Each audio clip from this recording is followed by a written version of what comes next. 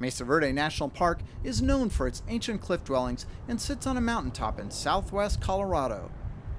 The Cliff Palace, which is the most well-known site here at Mesa Verde, is only accessible by tour with the National Park Service. We have our ranger guide Rebecca here, and we're off to go see it. As with many of the pathways in the National Park System, these were made by the Civilian Conservation Corps during the Great Depression. They are steep and can be challenging, so be sure to wear appropriate shoes. Almost immediately, we started to see cliff dwellings tucked away high up in the cliffside. The average dwelling is small like the one behind us and only has 10 rooms or so. The Cliff Palace and also spruce tree dwellings are the exception to the rule.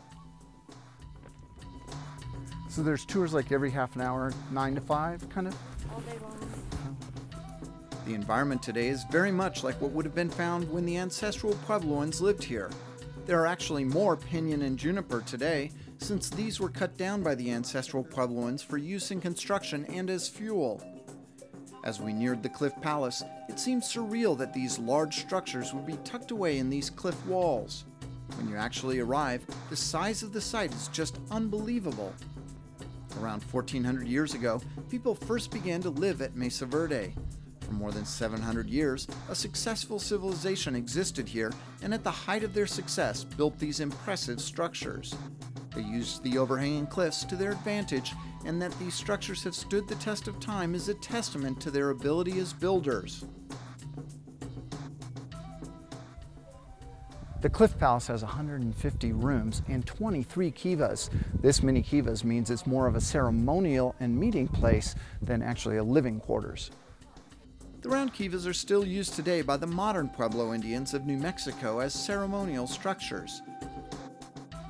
There are so many similarities between this ancient culture and the modern-day Indian cultures of the region that much of what is thought about this ancient society is actually projected back from the current practices of the Hopi and Pueblo Indians.